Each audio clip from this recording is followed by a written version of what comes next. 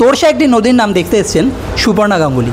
চলুন জেনে নিই উনার কি অভিমত এই ছবিটার দিয়ে। নমস্কার, তোরসা একটি নদীর নাম আপনি দেখলেন, ঠিক কেমন লাগলো আপনার? ভীষণ ভালো, এক কথায় অনবদ্য।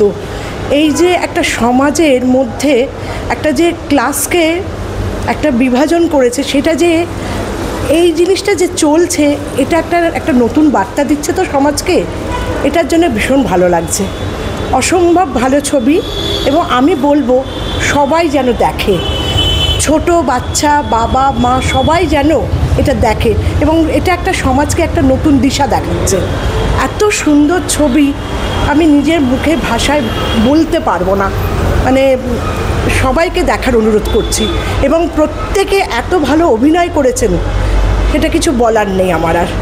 অবশ্যই আমরা জেনে নিই 10-এ তোরসা একটি নদীর নামকে আপনি কত দেবেন? 9 দিতেই পারি, একদম। অবশ্যই আমরা জেনে নিলাম 10-এ উনি 9 দিচ্ছেন তোরসা একটি নদীর নামকে।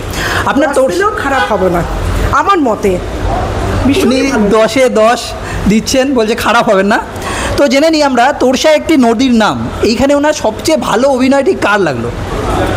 অভিনয় তো সুদীপদার খুবই ভালো লেগেছে, বাচ্চাটা ভীষণ ভালো, প্রিন্সিপাল ম্যাম, প্রত্যেকের অভিনয় এক একজনের এক এক রকম অভিনয়, মানে এটা ঠিক যার যেরকম রোল সে সেরকম অভিনয়টা করেছে। দর্শকের উদ্দেশ্যে তোরসা একটি নদীর নাম নিয়ে আপনি কি বক্তব্য রাখতে চান? আমি তো বলছি এই ছবিটা যেন সবাই দেখে, এটাই আমি বলবো। এটা একটা সমাজকে একটা মিশন দিচ্ছে, সেটা যেন সবাই যেন দেখে, এটাই আমার বলার বক্তব্য। অবশ্যই তোরসা একটি নদীর নামের বক্তব্য আমরা শুনে নিলাম, তাহলে আর দেরি কেন, চলে আসুন এবং দেখে ফেলুন তোরসা একটি নদীর নাম। ধন্যবাদ।